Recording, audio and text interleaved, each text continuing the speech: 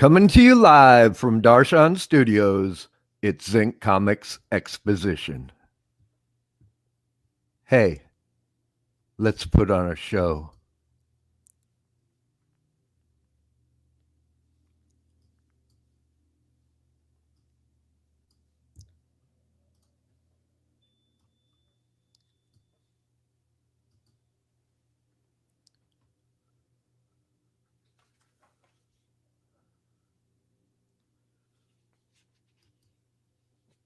I'm joined in the studio by the vibrant velvet voice of my lovely wife, Skywalker.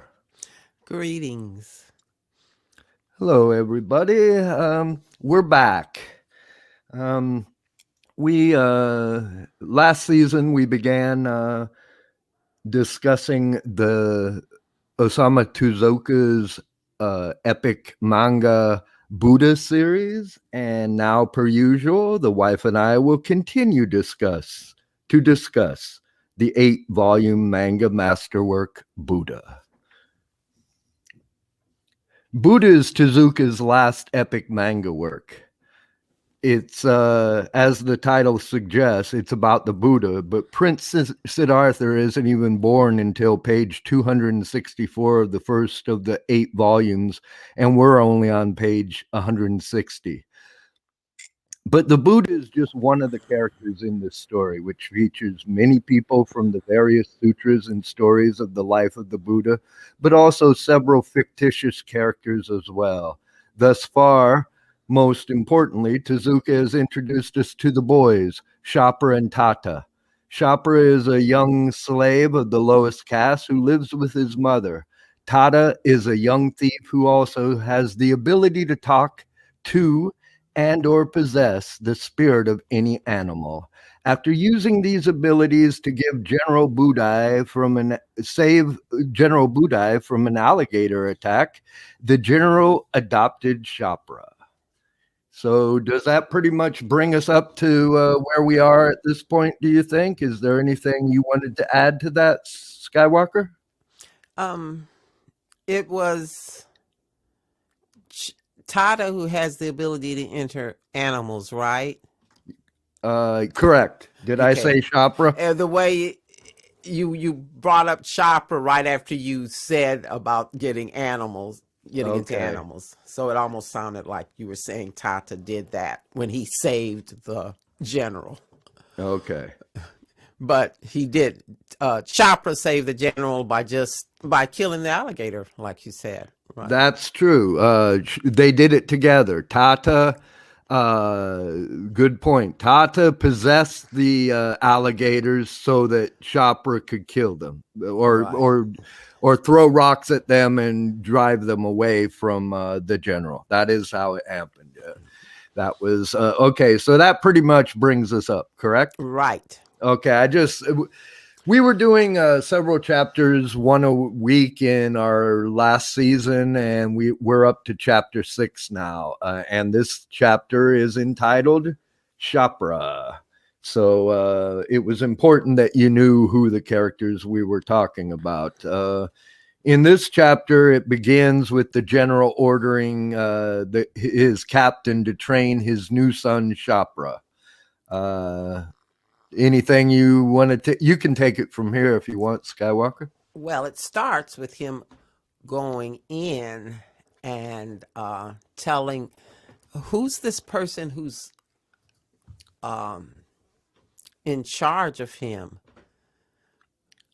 That was never clear, but yes. Yeah. He tells this man who's of a higher power than him that they failed in their attempt to take over Capisalvatu, and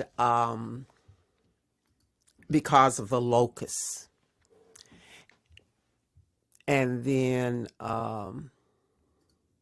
this man starts to tell him something else.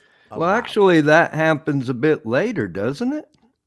Doesn't it start off with Chapra training with the Royal Guard before? Oh, right. I'd forgotten about that. Yeah, Chapra begins with Chapra. The general orders the captain to train his son, and Chapra's real cocky but he's met his match with the Royal Guard and begins to train harder. I'm not sure if they give all the new recruits such a hard time, or if they resent Budai's new son. I guess they could also sense his low caste or some such, since that seems a central theme of the story. What do you think about that?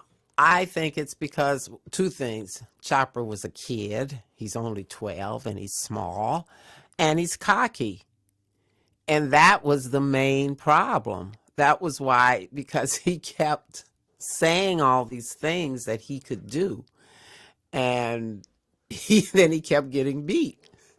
Okay, so you're saying that old Chopra has kind of an ego. Oh, yeah. And he can't necessarily, his mouth is bigger than his eyes are bigger than his stomach. He doesn't exactly can't back up everything he says, is what you're saying. At this point in the story. Okay.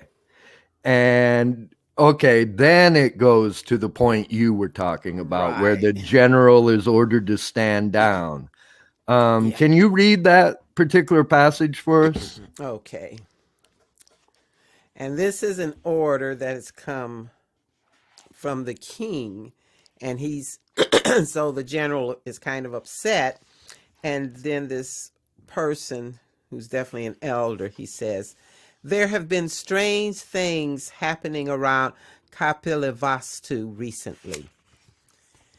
Though it is, as you know, drought season, water suddenly spouted from a mountain near Kapilavastu and poured into the valley below. A local reported a tiger white as cotton loping in the jungle. A white tiger bears divine tidings. Something momentous is about to happen at Kapilavastu. Perhaps an auspicious event for which the gods are protecting the castle. For now, the king has decreed that all attacks on Kapilavastu be halted. So the general is basically told to stand down, and he's kind of wondering, what does a general do during peacetime, and whether his son should be a clerk or a soldier now. But while they're leaving, the general came upon a slave in the road and nearly tramples him with his horse. But after seeing Chapra help the little boy, he realized his son was once a Shudra, the lowest of the caste. And the general swears Chapra to secrecy and says that no one must ever know of this. Anything about that you want to elaborate on? No, that's pretty covered pretty well. Chapra understands, doesn't resist. Right. What Chopper does is actually help the boy, and that just the general was ready to trample him with his horse, and Chopper gets down and helps him. So he realizes something's this isn't like other boys, and so he's a little bit ashamed and realizes what he's done. But as long as Chopper doesn't say that he's from a lower caste. This caste system is a main theme in this, at least what we've read so far. Don't you agree?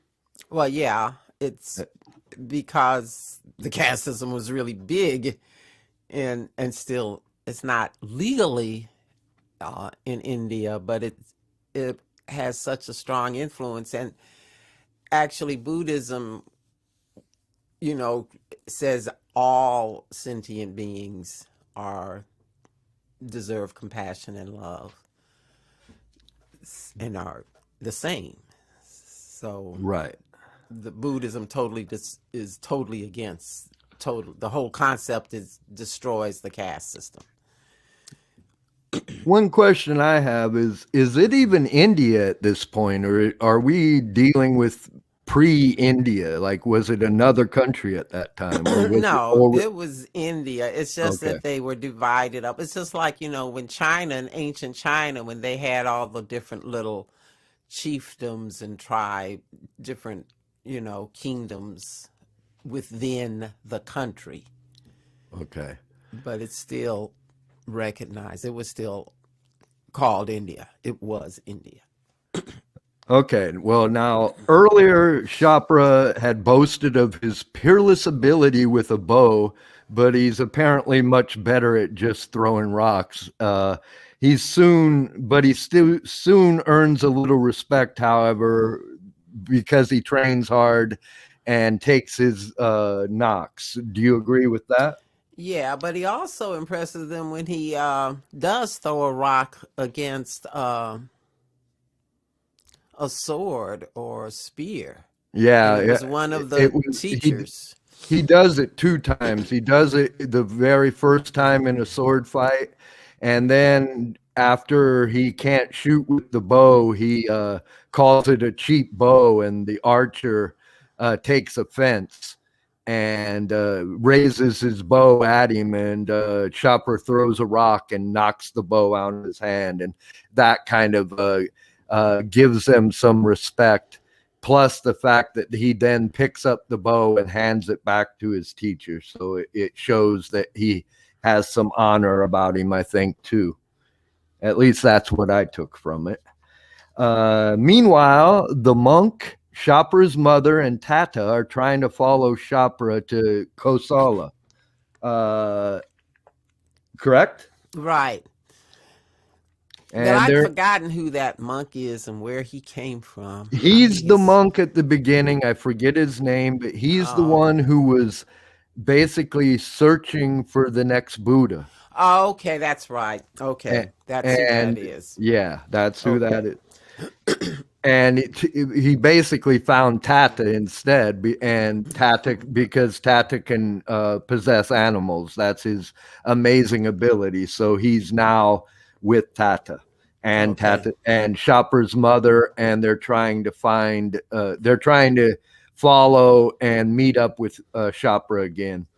But the road is hard, and they're in need of food and water when they encounter a nesting snake. Surprisingly, the monk seemed all too willing to eat the snake's eggs.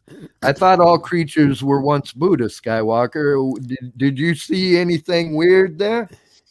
Well, some people, in terms of eggs, that's like eggs are eggs. So some Okay. people can say eggs aren't really yet a sentient being. It's Okay. sentient beings that it Gotcha. can feel. So that's why he was willing to eat the eggs, but he didn't particularly want to kill the snake, which is what somebody wanted to do. So which came first, the Buddha or the egg, is where we're at. Okay. Um, anyway, rather than just taking the snake's eggs, Tata uses abilities to ask for them. And the snake agrees if he can eat one of the three humans in exchange, which only seems fair. I mean, and in the end, Tata allows the snake to eat him so the other two can survive. And the monk is reminded of the Jakarta tale told earlier in the book, wherein a rabbit sacrificed himself so as to feed an old man. Do you know anything more about that Jakarta tale at this time, or did you ever No, look it up or there's anything? no, because there's no way to look them up. I don't think they've been indexed that way, but there's a lot of stories of animals uh, giving up their lives for human beings or other animals. And most of those are saying this was the Buddha in a previous lifetime. And then after this realization and realizing the sacrifice that Tata has made, the monk implores the snake to eat him rather than Tata. When suddenly the snake is shot dead by an arrow from an unseen shadowy figure. What a cliffhanger! Yep, it is. Can Chopra cut the royal guard? Was Tata eaten by the snake? Who is the mysterious archer? Tune in next week Same Buddha time, same Buddha channel. And until then, I want everyone to think zinc.